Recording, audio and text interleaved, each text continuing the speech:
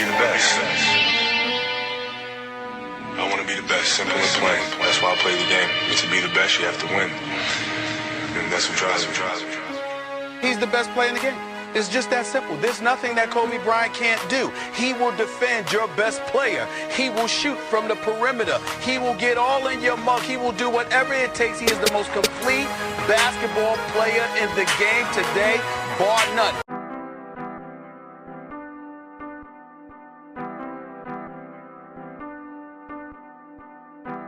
We want to give all our condolences to the families. Yeah. This just caught us all off guard, I think. It caught the whole world off guard. It really. Sunday, January 26th was one of the worst days in sports history. In world history, like it lost a beautiful soul and beautiful people. I'll never forget how I heard the news. So I was laying in bed, I was uploading a video, and I get a text from one of my friends, Katie, and he says, all capital letters, "Bruh, Kobe Bryant just died." And you know, my immediate reaction is like, no way. This has got to be a joke. Yeah, there's no way. We just saw Kobe. He just tweeted out about LeBron. Yeah, and it's one of those things where you can never really take seriously until you see the official reports, right? But so I went to go check, and it was official. Yeah. I searched up Kobe Bryant on my laptop, and I just sat there speechless in my bed. And really, the rest of the night, I didn't know how to think, didn't know how to react to this. It took me a couple days to process it for sure, and like when I did, I was heartbroken because like it doesn't feel real. And then when I realized that, oh my God, this is actually happened, I'm like, oh, because like I know I'm a huge fan of LeBron, but before that, I'm a fan of the game of basketball. Yeah. And if you're a fan of the game of basketball, like you know about Kobe Bryant, he's had some impact on your life. And for me, I remember crying during his final game, like, wow, this is the last time I'm going to see Kobe Bryant play. But the thing is, with Kobe Bryant, he didn't just leave an impact on basketball. He left an impact on every place he touched.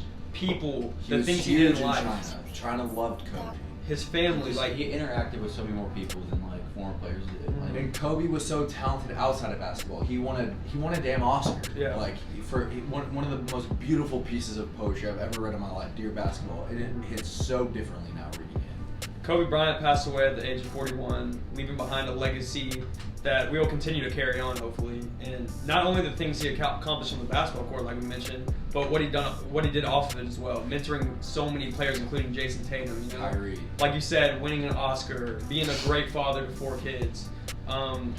His impact will live on forever. I just want to say that Kobe's work ethic will forever have a huge impact on my life. I'm just gonna have that mama mentality from here on out, and just like live every moment, like.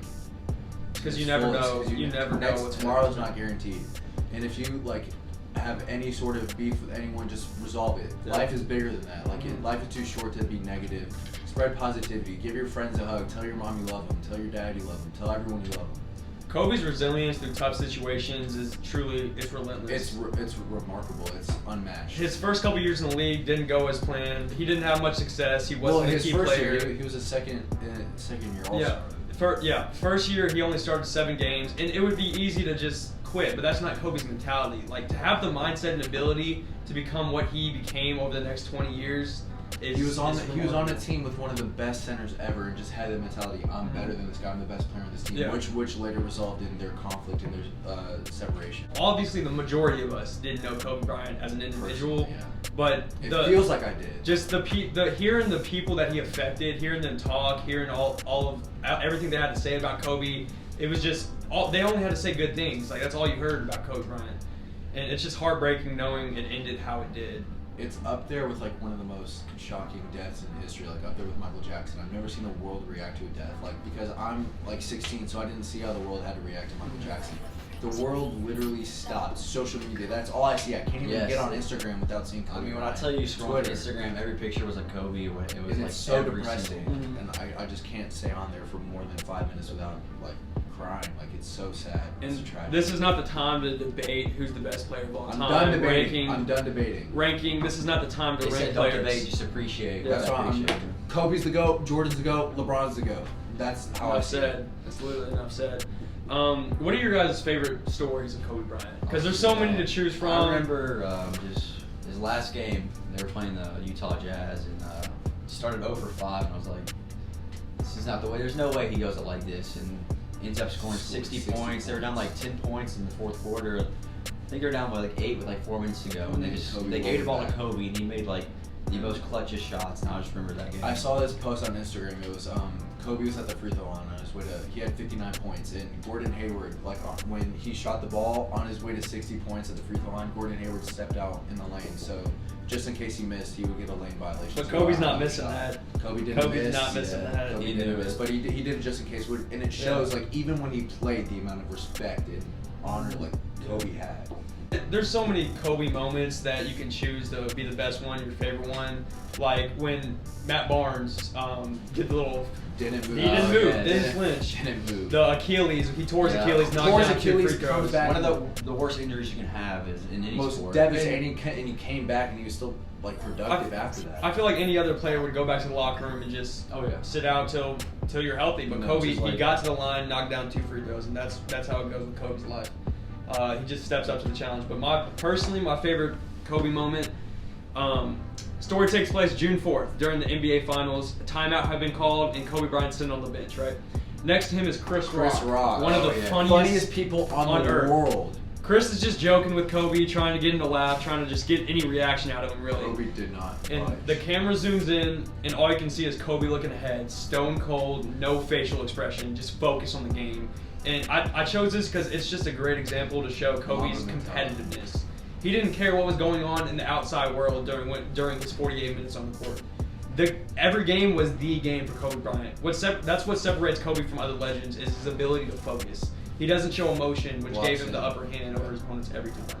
He's iconic. We've seen so much good from the NBA this week to just give the respects and honors from that 8 and 24-second violation to the All-Star game rules being changed to like this. People changing their jerseys. Jersey number retiring. The Mavericks retired his number officially, but like the players, like Trae Young wore number 8 for a game. Number 8. Spencer Dinwiddie gave up his people number. like that wore the number 8 or 28. They like change their number. Mm-hmm. Yeah, and Devin Booker and Trae Young both combined for 81 points, shooting 24 shots themselves. I don't know how they do that, like in the game, like just know like how many shots they've taken. This week has been so rough for NBA players. Like you saw Tyson Chandler crying over the bench hours after Kobe Bryant died, and they played the game. Like it's crazy to think. He was always the first person in the gym, last person. Dwayne Wade said that like his trainer will come up at like 5 a.m. to go get this work in and for Team USA, and he goes in the gym and Kobe Bryant's across the room, just getting his work in, and they didn't say a word to each other the whole time. They were just like grinding. You just have to respect the hell out of Kobe, and like even my mom doesn't know anything about basketball. Like she felt the effect. Everyone felt that effect. Like it's Kobe Bryant. It's Kobe. It's Kobe. But one of the stories that really stuck out to me. So it was a game in Boston where Shaq was out, right? Kobe shot 17 for 47 from the field, missing 30 shots. Obviously not the best game, right?